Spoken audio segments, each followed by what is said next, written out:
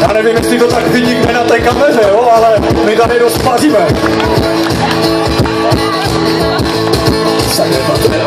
Já nematero, říkám, říkají bez reakce reklamy.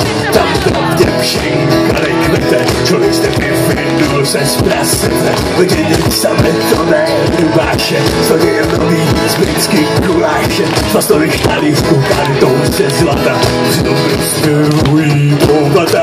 A tváře se tam nemění, pouze tituly a příjmeny. Jak to má peníze, vystaví svou mordu, u dálnice na billboardu. Potom přijde skutku první chlebama, furt on the road a zlumbama. Učí se všechna hesla z paměti a pak ty keci hustí do dětí. Za co, pane Bože, za co trestáš tento prostý lid? Za co, pane Bože, za co nechal nás se napálit? Za co, pane Bože, za co? Za 4 roky v prdeli. Za co, pane Bože, za co? Omluv mi, že jsem tak smělý. Dámy a pánové, je nám ohromnou ctí sdělit vám takovou vlastně velice pozitivní zprávu. Týká se všech, kteří platí daně, tak jako já, třeba strašně rád, já jsem vždycky nemůžu dočkat tohle. Dámy a pánové, poslední vlastně několik týdnů trávíme na dálnici D1, která je v té expresní rekonstrukci teďkom. No a musím vám sdělit, že skutečně ty peníze z našich daní jdou správným směrem, protože oba dva dělníci, které jsme tam potkali, brkali jako šrouby. Mezi pány panuje večer schoda, jeden se svrchu, tož druhý musí ze spoda, aby ochránil voliče občana.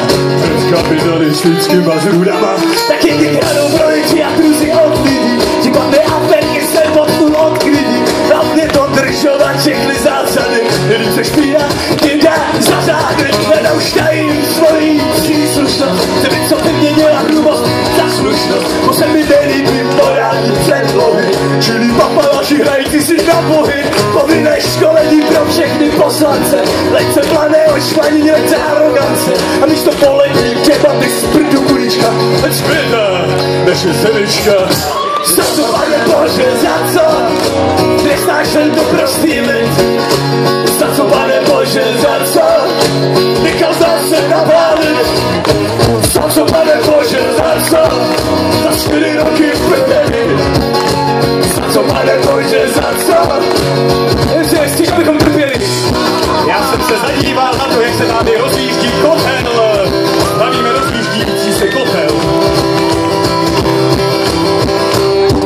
No to ještě víc k tomu všemu, hledám mnohdy nešťastný řešení extrému, a tak bacha na rudé koalice. Vzpomeň mi, jaká je potřešní stolice. Nedávno přišla jedna děsivá zpráva, že se zase baví dělníci tentokrát zprava. Poznávacím znamením jsou holé hlavy neznalostřejím a ústavy přesto všechno, co v tom kraji zažívá.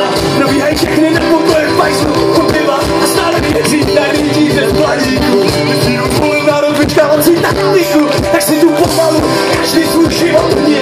Zůstí tradici, ruka ruku mi, upřímně řečeno, trochu teskromně. Nám stačí demokracie.